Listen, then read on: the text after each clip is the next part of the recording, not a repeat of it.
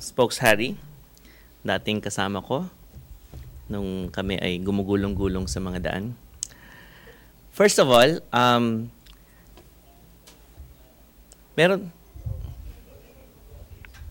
okay na. We would like to introduce what the Department of Energy is and what the Department of Energy is doing for our consumers and for the oil industry to ensure that there is sufficiency of supply.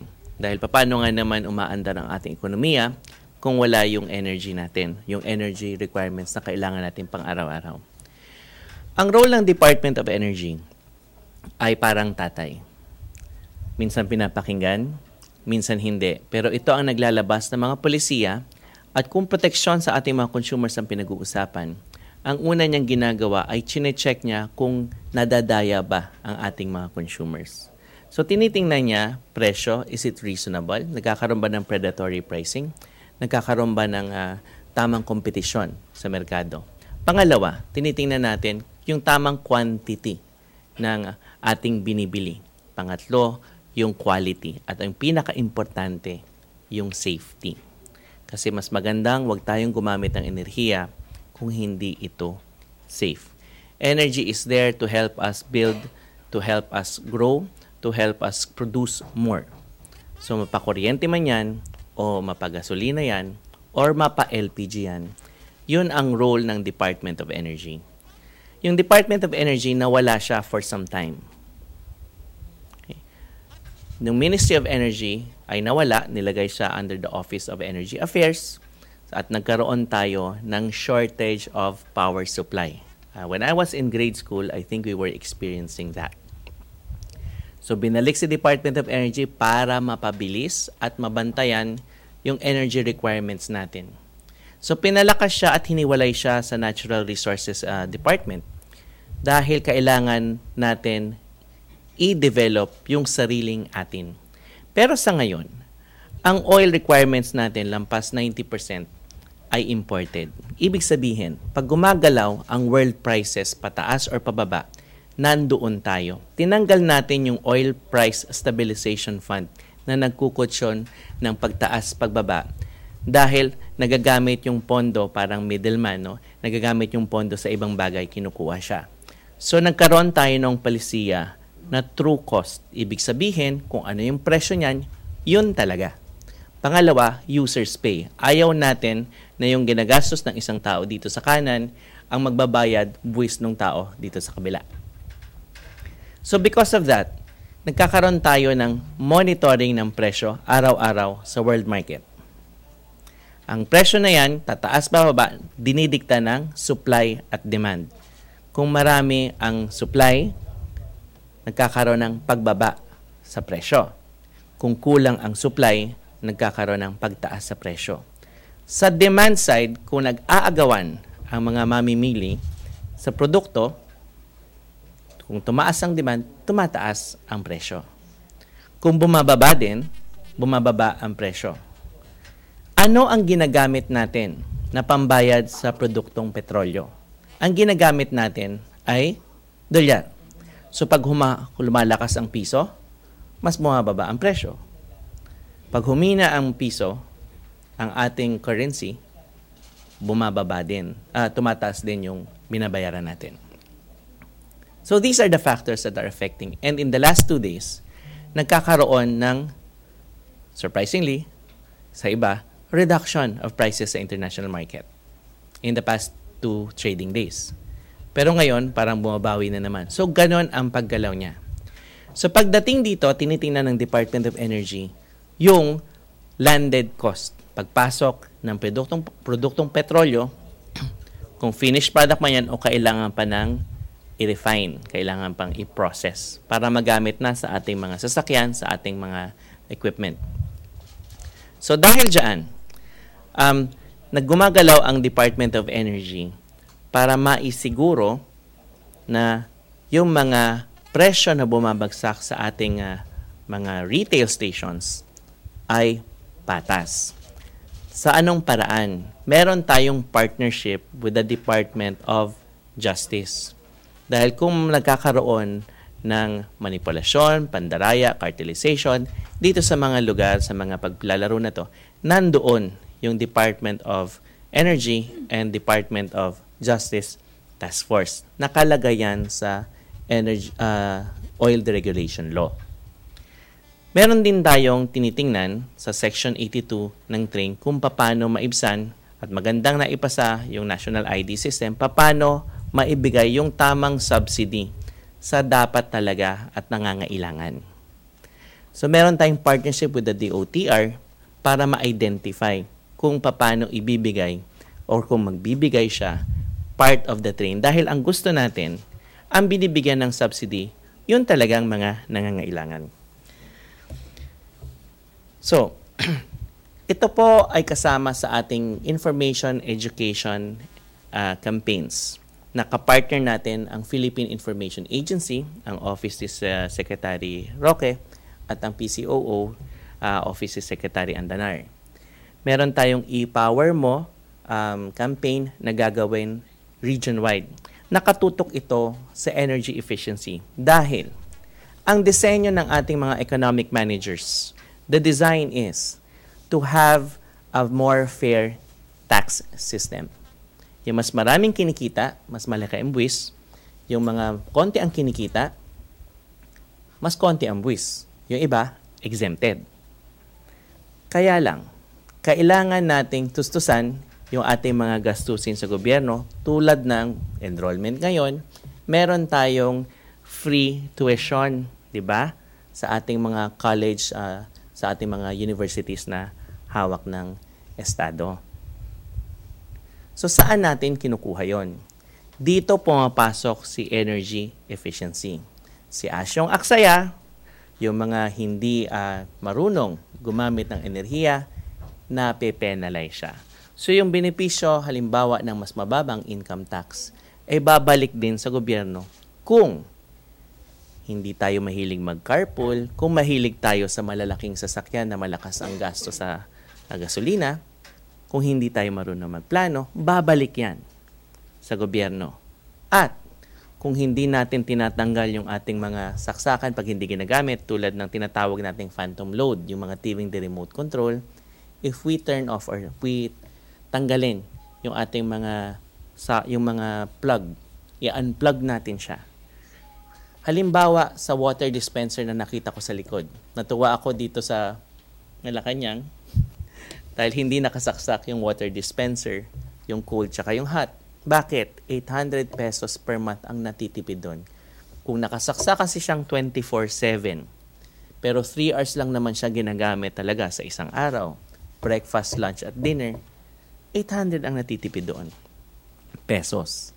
Pero nakakatulong siya sa sistema dahil hindi masyadong nape-pressure yung ating mga power plants na mag-produce ng kuryente. So, merong balita. Tapusin ko muna yung sa oil. Meron din tayong pinopromote na alternative vehicles. Why? Kasi alternative nga siya, ibig sabihin, hindi tayo masyadong lalagay at the mercy of the volatility or paggalaw ng world market prices. So, meron tayong mga e-jeepney, e-trikes, e-buses na ini-introduce. Kaya lamang, hindi natin ito isa-subsidize in the sense na, again, the policy is hindi dapat napupunta ang subsidiya dun sa mga hindi nangangailangan. Dapat kasi diretso. So, power of choice ang pinopromote natin sa pag-promote, sa paglabas, pag-roll out ng e-vehicles. Pero ang ating mga oil companies, hindi lamang natin sila binabantayan. Kinakausap din natin sila dahil meron silang corporate social responsibility projects na pwedeng makatulong dito in line with sa pagbigay ng mga discounts doon talaga sa mga nangangailangan. So halimbawa, nagbibigay ang isang istasyon ng discounts sa lahat, sinasabi rin natin, baka mas maganda, makatutok tayo ng mas malaking diskwento sa public utility vehicles para maibsan yung pagtaas ng pamasahe at matulungan ang ating mga operators, drivers na lehitimo. So, meron ding mga fuel discounts na ini-encourage natin. Kasi, pagpatuloy na tumataas yung ating mga petroleum products, di ba may 1-week inventory, meron din silang ganansya. Kaya minsan, mas maganda nga na nagdi-discount sila dahil nagbabakbakan yung magkakatabi. Nagtatanong ang iba, bakit doon mura, dito mahal? Dito kasi, sa mahal, i-observe natin, obserbahan natin maigi, malamang wala siyang katabing kalaban. Walang kakompetisyon. Pangalawa, logistics-wise, ang delivery ng produktong petrolyo papunta dyan sa lugar na yan, halimbawa, Baguio, na walang refinery, walang storage facility, at iaakyat mo sa Quezon Road at bawal pala yung truck doon sa kabila, iaakyat mo doon, may dagdag siyang gastos. So, may logistics issues. Pero para magkaroon, maibsan, mapalakas ang kompetisyon, yung pagpapautang sa retail stations, yon ginagawa rin na programa ng ating departamento. Because we have to ensure that there's a high level of competition. So, nandoon na tayo, diniscuss natin yung train, diniscuss natin yung ating mga tinatawag na mitigating measures, at pag-explain na hindi dapat lahat may subsidy. Kasi, kailangan nga natin ibigay yung build, ibigay yung free tuition, kung saan, whether oposisyon o administrasyon, kailangan suportahan ito.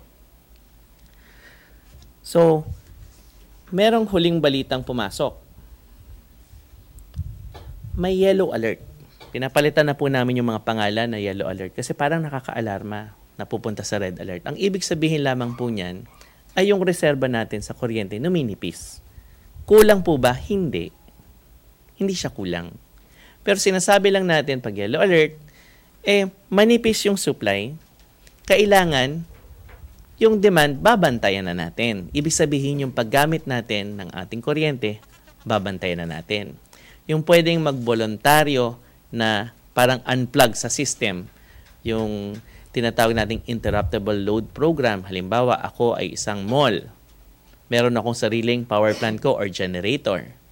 Sasabihin ko sa ating distribution utility, okay lang ako, pandarin ko yung generator ko para saluhan na lang dun sa iba. Bakit po nangyayari ito?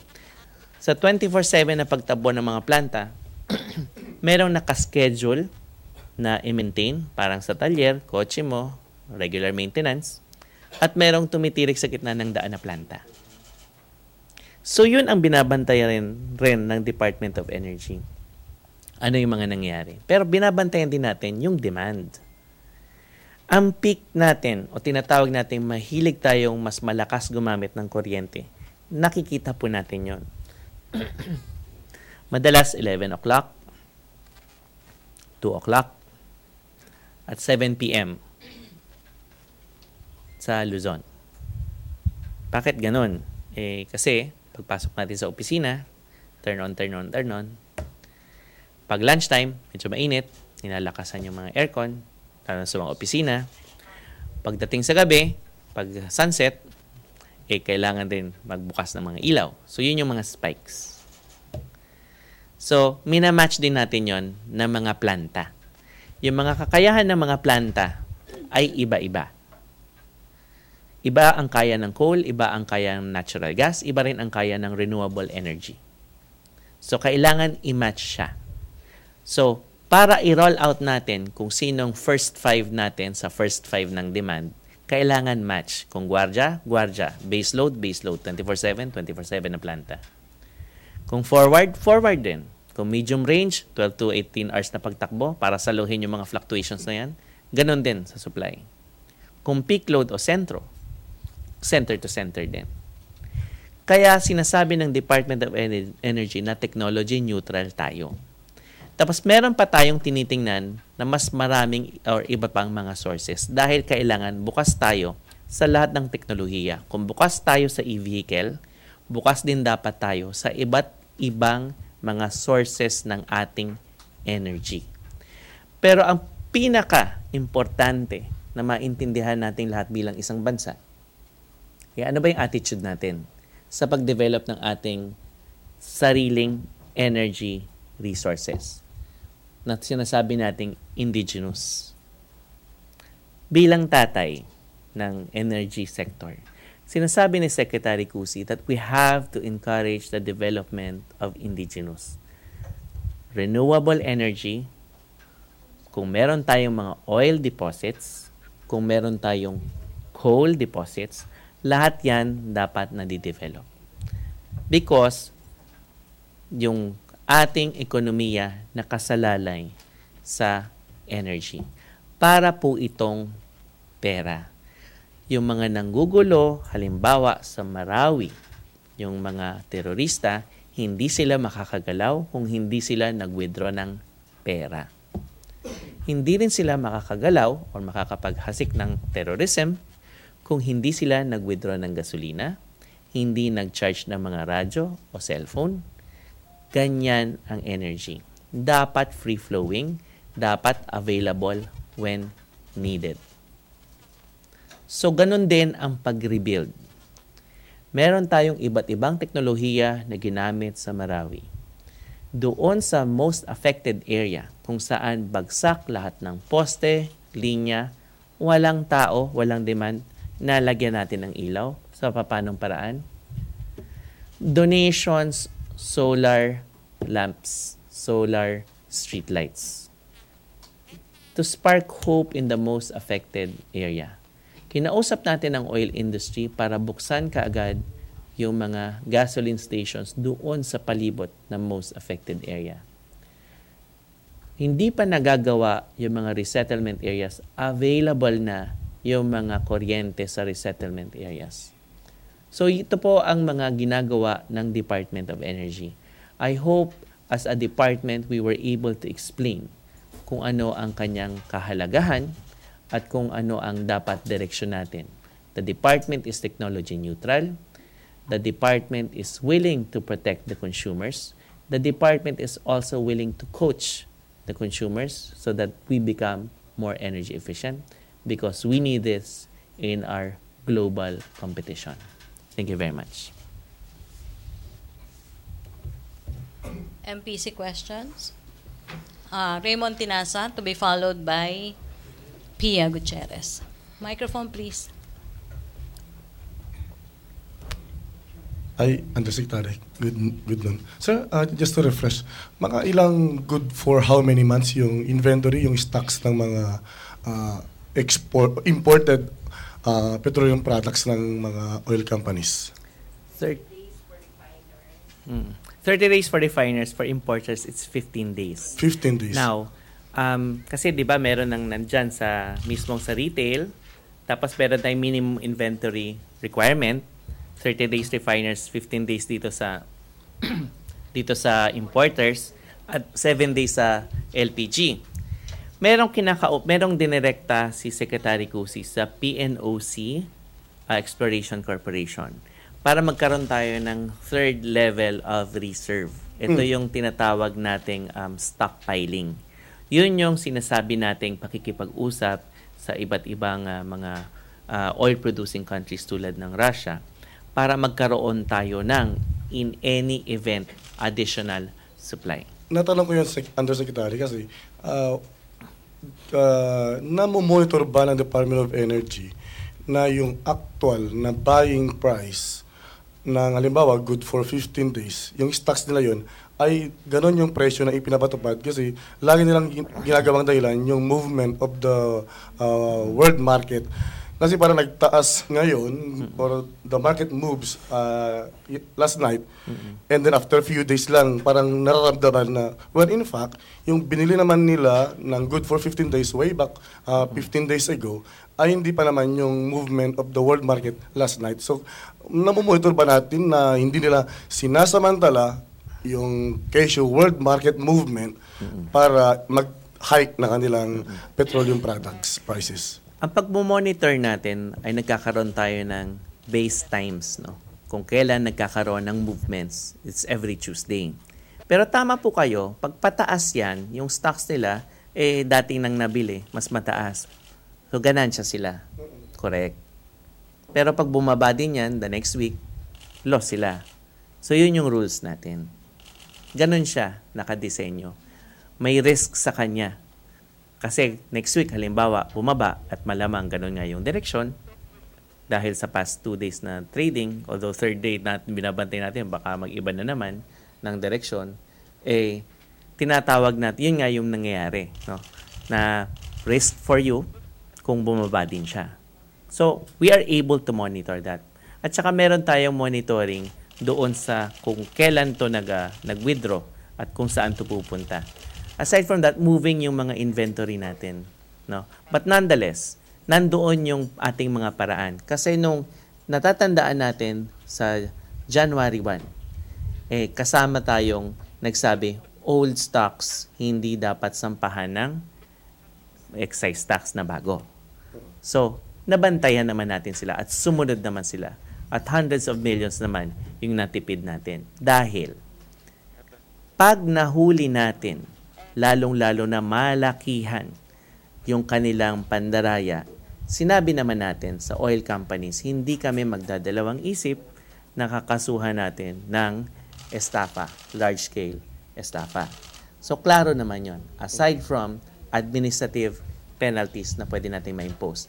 So, the good thing is they are cooperating. And they should really cooperate. Because at the end of the day, pag nawala ang tiwala sa kanila mismo ng consumers, mawawalan din sila ng benta. So last point, where are we now in the process with regards to our plan to, instead of the other markets, now we will be buying or importing from Russia and other oil suppliers? No, we are setting it up para magkaroon tayo ng mas siguradong benepisyo. Kasi kung matatalo rin lang naman, wag na, hindi ba? Pero kailangan talaga, mas mataas po talaga yung mandato that we have to secure supplies. Mas maganda ang may supply, mahal o mura, may supply, kaysa walang supply. MPC questions, Pia Gutierrez. Sir, follow-up lang. So, ibig sabihin, sir, pinag-aaralan pa natin yung possibility that the Philippines will be exporting diesel from Russia? No, we have already, the Secretary has already directed PNOC Exploration Corporation to go to that direction. The PNOC has already, according to Admiralista's report to the Secretary, he has already secured some of the storage facilities that will be utilized for the stockpiling. What is the importance of stockpiling? In any event, we have to secure supplies, so we have that third level of security. So, how soon can we expect yung stocks from Russia to be coming to the Philippines? The Secretary said as soon as possible, with a warning that it will be closely scrutinized every step of the way so that we will ensure na talagang benepisyo at hindi disadvantageous yung mangyayaring sa ating transaksyon. Pero does the DOE have a target? Yes. Kailan, ASAP. Ganun naman pag nakipag-usap yung mga sekretary sa amin. Now na. Ganun. Sir, can you discuss yung benefits ng pag-import natin ng diesel from Russia? Gaano po kalaki yung matitipid po natin?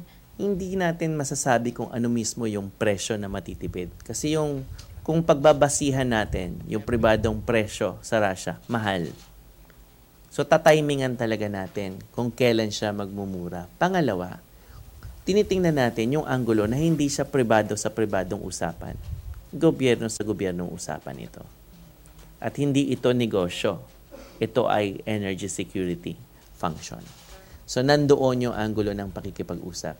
Kaya sinasabi natin that we are talking to Russia and all the other partners natin sa industry.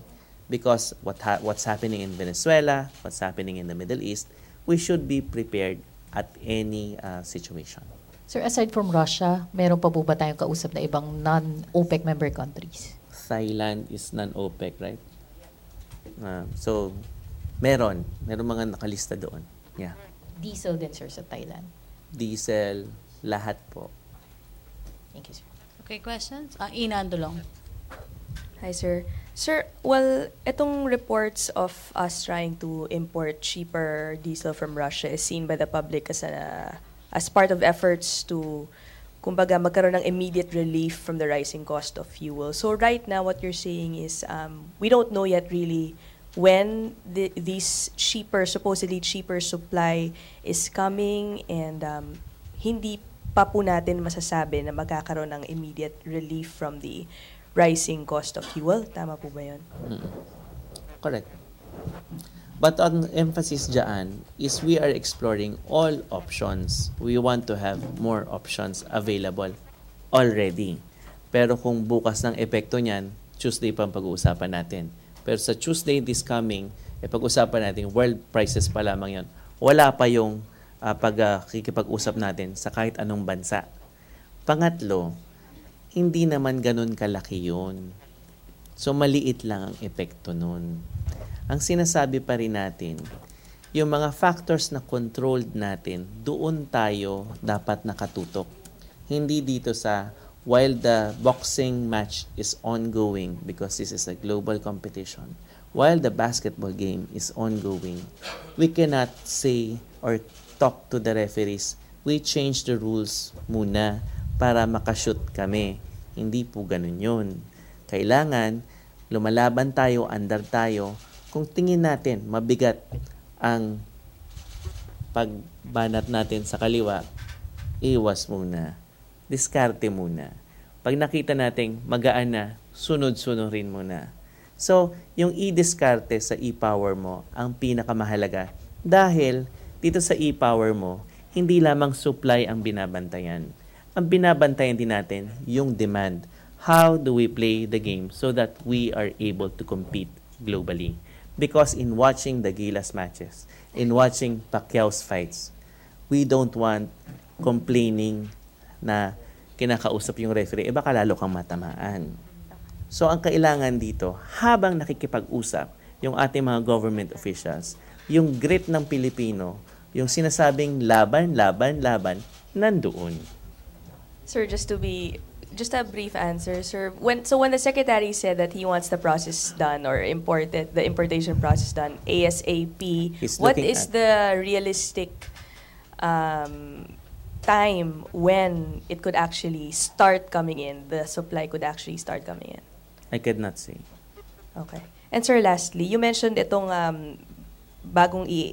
us exploring other sources of supply is parang third level of security. Is it right, sir? So even if they do come in, they will not be the ones to be The one ilalabas agad. selling Uubusin pa rin sa, yung the one selling dito sa retail? yeah. Hindi.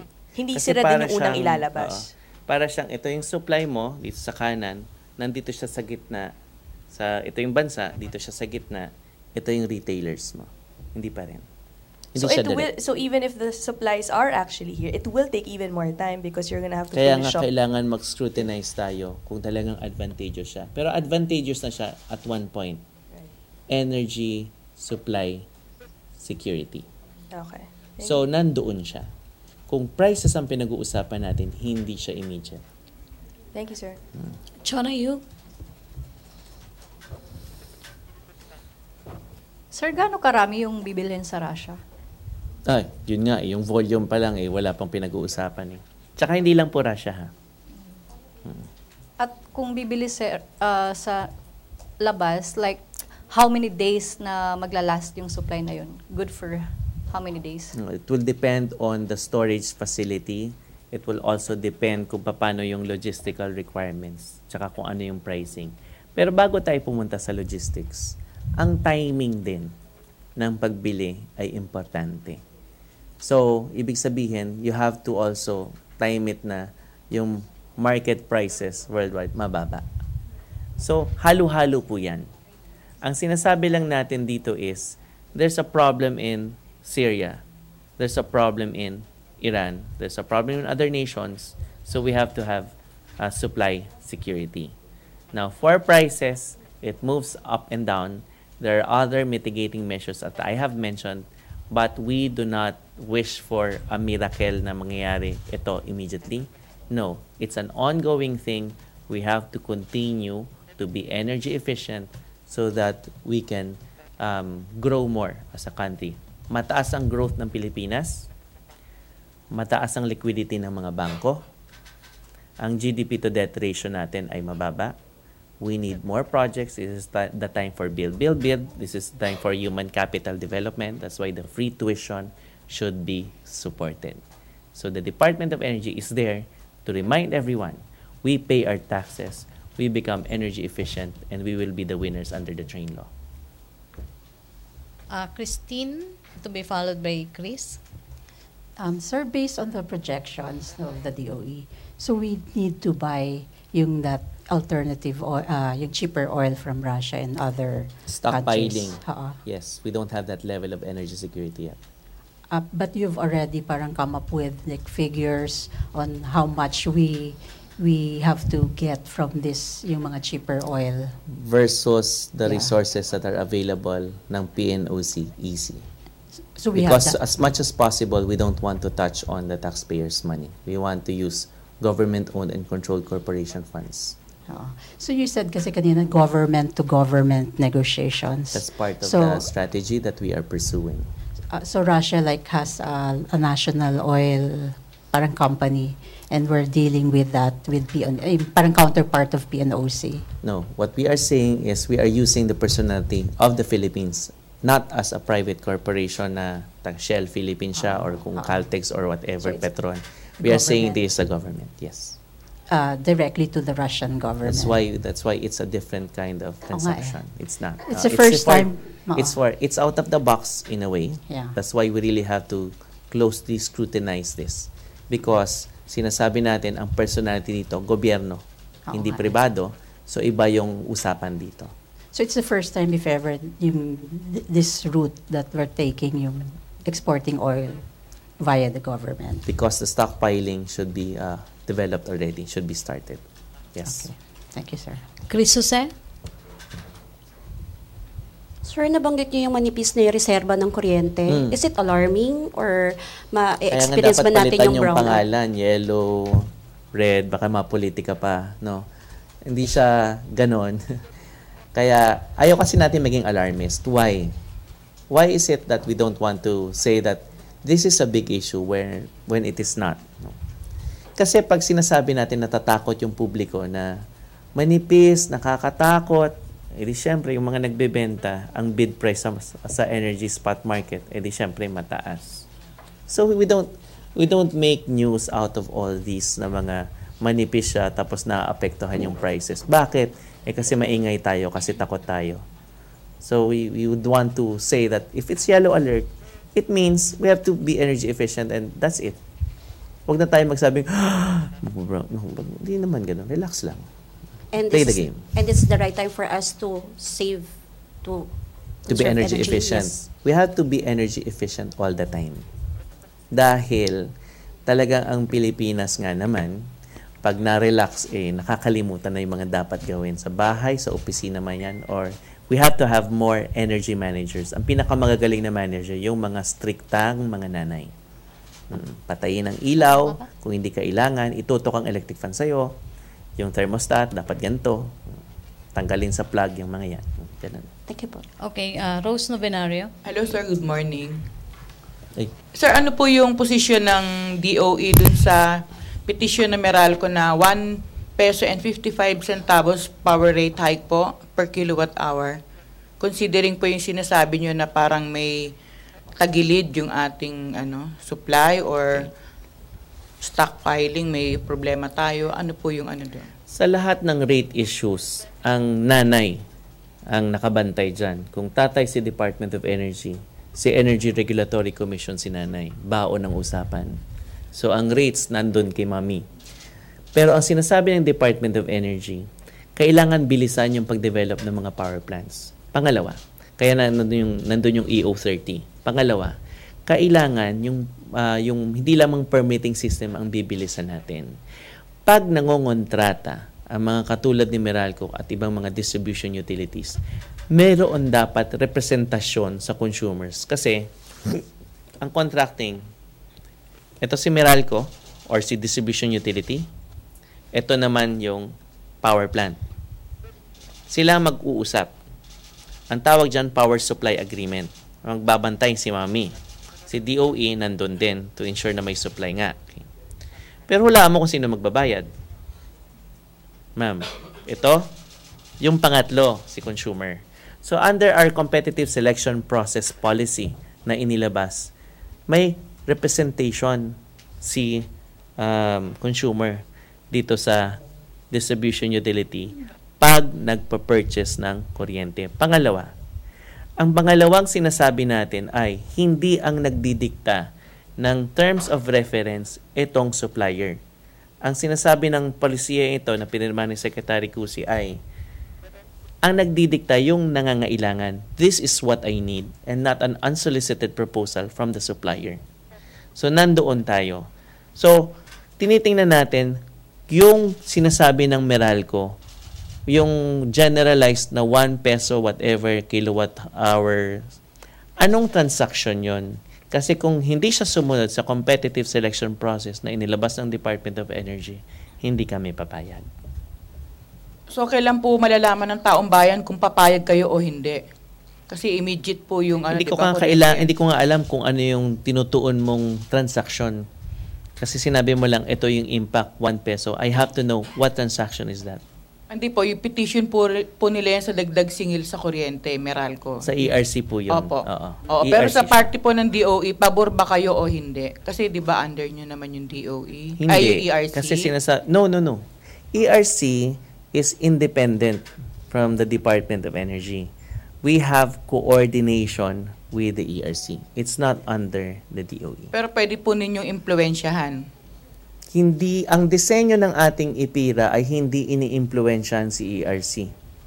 Yun po ang disenyo ngayon. Meron mga panukala na ibahin yung disenyo, pero sa ngayon at sa ibang mga jurisdiction, the ERC is independent because that serves as the second eye, pangalawang pagtingin dito sa mga detalyadong transaksyon na to. Yan ang nagbabantay sa rate issues. Okay. Yung PSA po na papasukin nitong Meralco, mababantayan ba ito ng DOE? Sa competitive selection process, yes. Humihingi sila minsan ng mga meetings para ma-explain kung ano yung competitive selection process. Pwede ba to, pwede hindi. Doon namin sila sinasabihan. At bago sila mag-file sa ERC, tinitingnan namin yung proseso. Kung sinunod nila. May say ba si consumer? Ito ba in terms of reference na to ay disenyo ng demand, hindi supplier. At kung sinunod nila lahat ng alituntunin doon, nandun ang Department of Energy. Okay, last three na tayo ha. Guys, reminder, may presidential spokesperson pa tayong Celerina to be followed by Tina, and last question, Jenaline. Good morning, sir. Since the government is looking for possible sources of energy, may we know what's the development regarding this supposed exploration of this service contract 57 and 72 sa West Philippine Sea? Pag West Philippine Sea ang usapan, hindi pa masyadong umaandar siya because we have to have close coordination with the Department of Foreign Affairs. Have you lifted already this moratorium? Again, we defer to the President, and the President has designated before the Secretary of Foreign Affairs for all those issues. Although the Department, of course, is very much willing to go into it already. But there are other factors that the Department should consider, and as the Secretary would continuously emphasize, safety is first. Whether it's exploration or utilization, safety first. Is it possible to know what are these factors that still hamper or prevent the government from entering with this activity with the exploration? There are foreign affairs issues. On another issue, regarding the Bataan nuclear power plant, what's the development on that? I believe before Secretary Cusi mentioned that there's a possibility to revive it. So what's the status right now? The options are open, but nonetheless, if the community will not support any project within their backyard, it will not push through. But what we are saying is this. It's a nuclear policy that we are open. And Bataan Nuclear Power Plant is just one project. Whether we handled it correctly or not, obviously hindi. Dahil binayaran natin, hindi umaandar. Bata pa tayo, nandun na yun. Hindi natin napakinabangan. Mahal-mahal. So that was what happened. But we have to put closure to that issue. And that is what the Secretary is pushing for. Nonetheless, the policy of nuclear should be open, not Kasi kung ayaw ng Luzon, other islands may be open to it. So, if they are open to it, what will be the structure? What are the requirements by the international organization overseeing the atomic energy, the nuclear energy? So, yung steps na yon, ang first step ay national position. We have submitted the same to Malacañang already, but there will be steps, and it will probably, and as a former legislator, it will need amendments in the law. But right now, sir, may nag-signify na ba na any local government units na they're willing to have this nuclear power plant in their area? Yeah, Like what? Sulu. But Sulu. Maliit nga eh. Tsaka modular yung tinitingnan, yes. So how soon could This is what the this... secretary informed me. So mga kailan can we see that? Masyado pa siyang malayo kasi mismong yung framework natin, yung national position natin sa nuclear ay wala pa. Okay, thank you, Celerina. Last two, Tina Mendez and Jenaline. Sir, going back lang sa pagkuha ng fuel from Thailand or Russia. Sir, so ito, may marching orders pa lang para pag-aralan. So, No. Nag-uumpisa nang makipag-usap. So, sa Kasi yung pag-aaral, sabay na siya doon sa negosasyon. What are the options that will be available? Pero sir, wala pa tayong storage facilities? Meron Sabi na po ni ba? Admiralista, meron na, dalawa. Sir, Kung gaano kadami, sa Clark yata. Sir, regarding... Clark or Subic? Sir, regarding... Subic. Opo. Sir, regarding po sa budget, saan natin kukunin? Sabi niyo sa GOCC, kailangan pa yan. po ba ng congressional approval or for this? No, it's o- board. It's the board who will approve. The board of the GOCC concerned. So, how much is involved? Hindi ko pa nakikita yung terms na pinag-uusapan. Nandun pa lang tayo sa negotiation portion. So, do we expect within 6 months po may dumating na for supply sa Philippines? Actually, hopefully earlier than that. Yes. Do you have estimate volume po kung gaano karami? Wala pa. kailangan? Sir, ba't wala pa? Wala pa ako nakikita sa results ng negotiations. Pero syempre, malilimit na nga tayo doon sa storage facility na makikita natin. Yun na yung maximum. Anong capacity po nung... Hindi ko pa alam po. Thank you very much. Okay, last question, Jenaline. Hello, sir. Sir, briefly lang, please elaborate the fuel subsidy program for PUV drivers to ease the impact of train. Okay. How much yung subsidy program? How frequent can they benefit from the subsidy? Okay. Ang setup natin ay the Department of Energy will monitor the retailers, the suppliers, doon sa pag-implement nito. Ang pag-identify ng mga beneficiaries, ang may listahan niyaan ay ang Department of Transportation, specifically LTFRB, dahil sila ang nakakaalam ng lehitimo sa hindi lehitimo. Pangatlo, kung ano yung magiging disenyo, kasama po ang Department of Budget and Management, dahil ang sa pagkakaalam po sa Section 82 siya ang chair. So sila ang magdedesenyo doon sa how much will be available, how much should be given. And I am certain that as far as DOE is concerned, we will use our economists there to compute. But also, I'm sure that the other departments will also do that as far as kung how much. And yun nga, sa targeting, it's a TOTR sa amin dito sa supply. Okay, thank you, Jenaline. Thank you, Yusek Wimpy Fuentebella, Presidential Spokesperson, Harry Roque.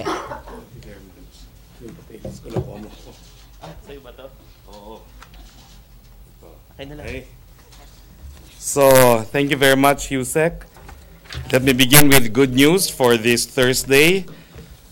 Meron po tayong 11,000 job vacancies sa ating gobyernong programa ng gobyerno sa Build. At ito po yung tinatawag nating job. No?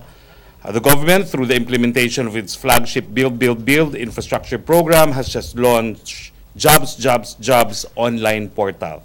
The online portal, which is accessible via www.build.gov.ph/jobs, will serve as a job matching platform to serve Filipinos. It will address the demands for workers to ensure the fast and timely delivery of high-impact infrastructure projects in the country. It allows for overseas Filipino workers to return home to their families. It also consolidates all job opportunities for high-impact program development and infrastructure projects of the Department of Public Works and Highways, the Department of Transportation, Basis Conversion and Development Authority. As of this writing, over 11,000 vacancies are now posted at the site for carpenters, masons, steelmen, skilled laborers, office workers, among others. So nananawagan po tayo sa lahat ng nangangailangan ng trabaho. Maraming trabaho po ang available dahil dito sa build. Yung mga Pilipinong gusto na pong umuwi, yung mga skilled, marami na pong trabaho dito sa ating bayan. The drive against abusive motorists and traffic violators has intensified nationwide. The Interagency Council for Traffic reported a 99.9% increase in the number of traffic violation apprehensions. Specifically, the IAC apprehended a total of 4,132 violators from January to 24 May 2018 compared to only 1,379 recorded from September to December 2017. Now, furthermore, magandang balita po sa mga residente at mga turistang papunta ng Catanduanes. Ito po yung jump-off point para dun sa, ano nga ba yung maganda? Karamoan, no? So, the Department of Transportation and the Civil Aviation Authority of the Philippines will inaugurate tomorrow, June 1, the newly rehabilitated passenger terminal building of Virac Airport, the only airport serving the island province of Catanduanes.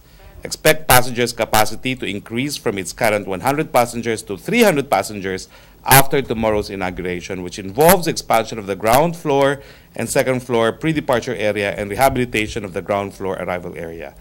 If you recall, construction was last suspended in December 2016 due to damages brought by Typhoon Nina. The rehabilitation project was completed on May 24, 2018. Questions po from the Malacañang Press question, Corps. Pia Gutierrez, microphone. Thank you. Hi, sir. President Duterte yesterday declared Boracay to be a land reform area. What does it mean exactly, especially for existing businesses in the island? Hindi naman po bago yan. Ilang beses niya sinabi yan. Di ba po, sa atin siguro 3 beses na yung bilang ko. So kung meron pong beneficiaries, mabibigyan sila ng lupa. Ang problema po, hindi natin alam kung gaano magiging beneficiaries. Ang ibig sabihin ng Presidente po, ang Boracay ay para sa lahat, para sa mga Pilipino, hindi po yan para sa mga mayayamang nagmamay-ari ng mga resorts dyan sa Boracay.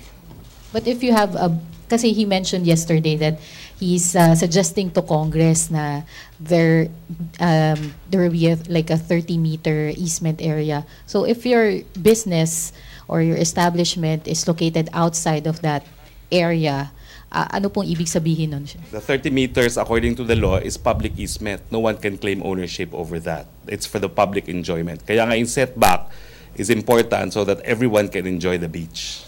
So no one can own the 30-meter area. It's called a public easement. And also, sir, he said, he mentioned about talking to Congress with that. So, ibig sabihin, sir, it will be through a law or the declaration will be through a presidential proclamation? Remember, yan, sir? there is a Supreme Court decision declaring that the entirety of Boracay, or at least those without titles, constitute public land. So there are pending legislation in Congress that would enable some inhabitants to obtain land titles, no? So I think that's part of the legislative agenda for Boracay, for congressmen, ultimately to determine who gets what to own what in Boracay.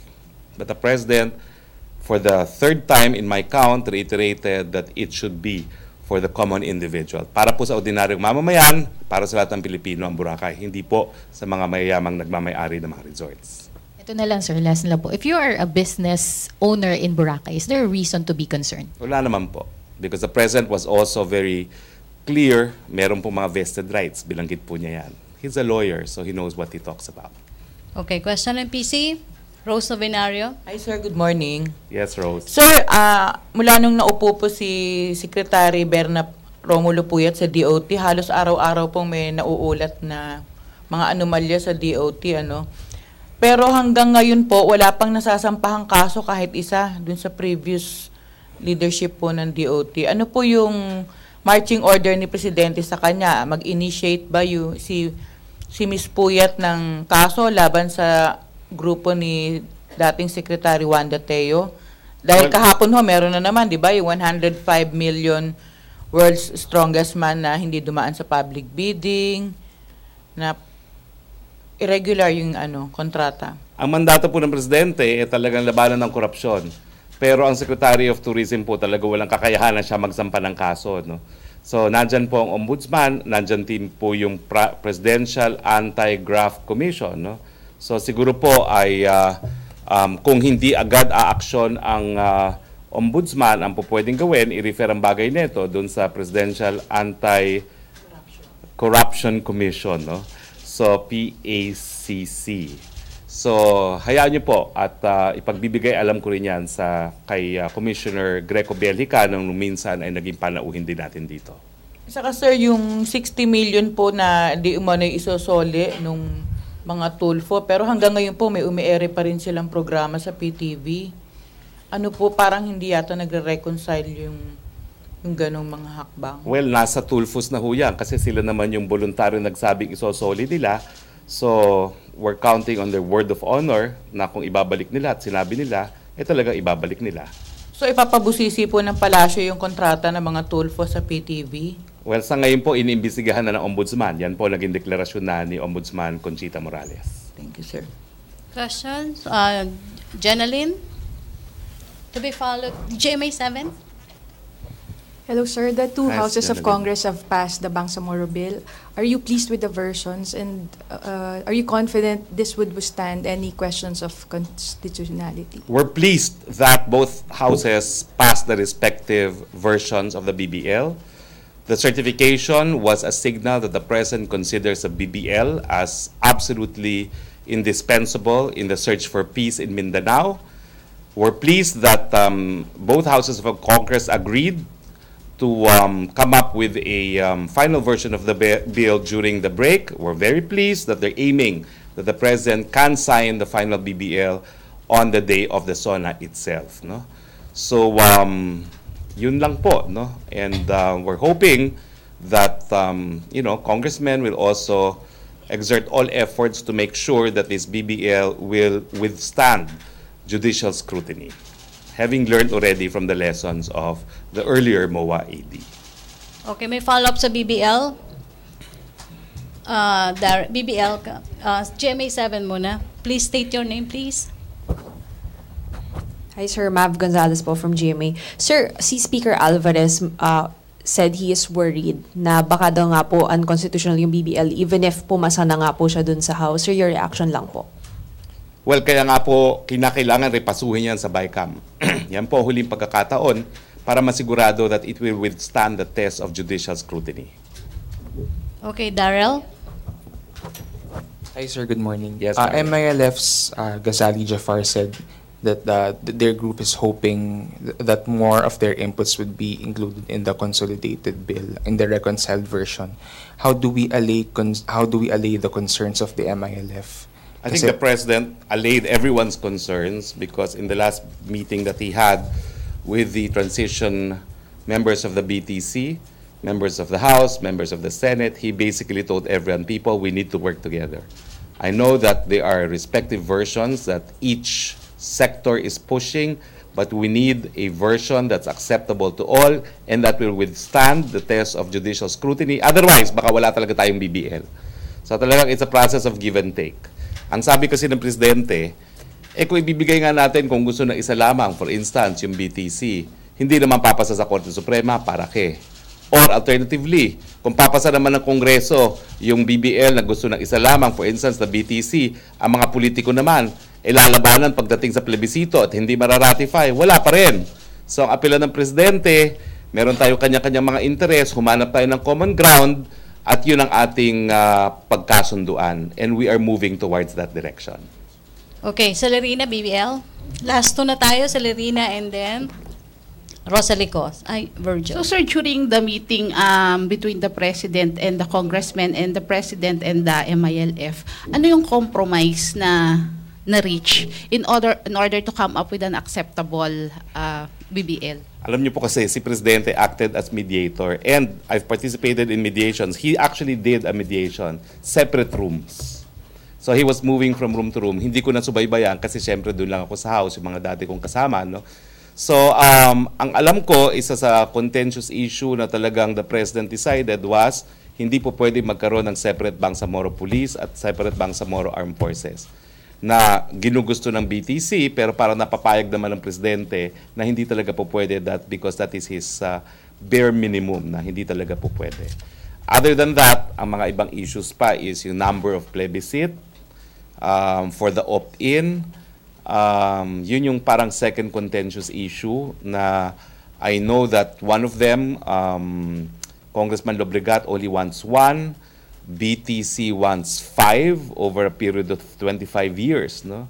So, yun ata po yung dalawang pinaka-contentious na provisions. So nag-agree naman na isa lang dapat yung opt-in. Hindi, kasi sinasabi magiging creeping something yung if ever. Abangan ang final na version ng bicameral. Alam nyo, sana maintindihan ninyo kapag ako hindi sumasagot na conclusive kasi hindi po hatin hawak yan sa kamay natin dito sa Malacañang. So I can only express the hope that there will be an agreement that will be acceptable to all, but please understand that we do not know what they will agree upon in the BICAM. Sir, since mag-adjourn na yung Congress. Adjourn na po. Ay, okay, Recess adjourn na. So, Oo. will there be a need for the President to call for a special session? Hindi naman po kasi hindi nila aaprubahan yung BICAM report during the recess. They will just be working in the bicameral committee itself, which does not require a special session. Okay, last sa BBL, MPC, please limit your follow-up questions. Jopel.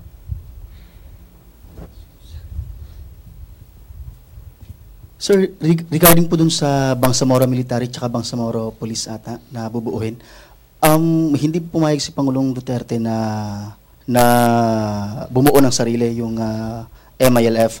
Ano po yung tugon dito ng MILF? Okay po ba sila na mag-a-apply muna sila sa PNP para maging... Ang pagkakaintindi ko, bagamat gustong-gusto nila yon, dahil lang sinabi ni Presidente, yan ang bare minimum ko, hindi ako papayag dyan, sumang-ayon na rin sila. So ang tingin ko po, ang kanilang manlalaban ay baka ma-absorb po ng PNP at ng hukbong sandatahan. So may qualification po ba, sir, kinakailangan para... Siyempre, kung anong nakasaad sa batas, yun ang susunod. Dadaan din ng training? Of course, opo. Lahat po, kasi wala namang special police force applicable lang para sa Bangsamoro entity or territory. Julie, BBL ba? Other issue? Rosalie? Rosalie, thank you. Good on, Secretary.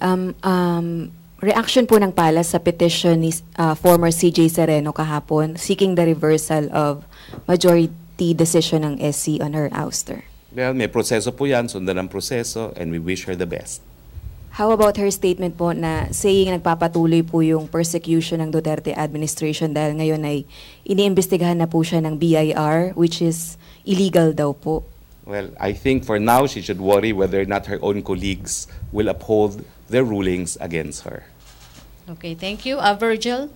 Sir, for reaction also, yesterday the opposition senators filed a resolution seeking for an investigation on Soljan Kalida's, yung contracts backed by the security firm of the family of Soljan Kalida. Do you think there's a need for the Senate to investigate him over this?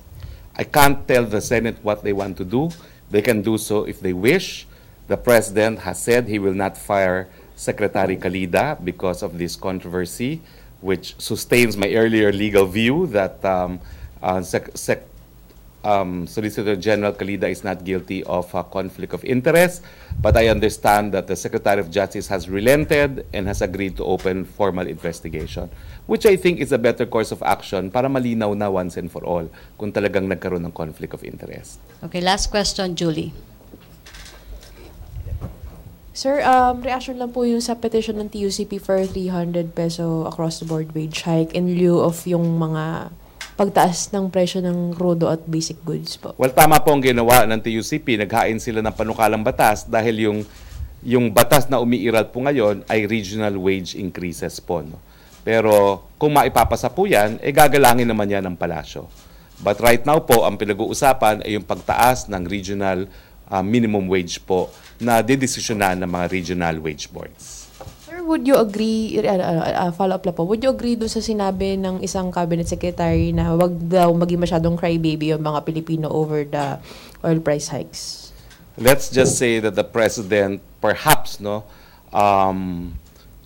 the President does not consider the Filipinos as crybabies.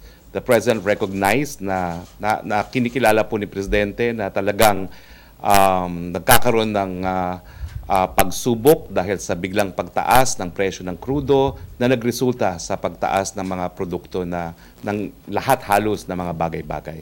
At dahil siya ay presidente na hinalal ng mga maliliit na tao, hindi naman po pwedeng talikuran ng presidente yung mga naghalal sa kanya. Okay, maraming salamat. Thank you, MPC. Thank you, Presidential Spokesperson Harry Roque. Thank you and see you on Monday. Thank you, Yusek Puentebella. Thank you, Yusek Puentebella. Back to our main studio sa Radyo Pilipinas and People's Television Network.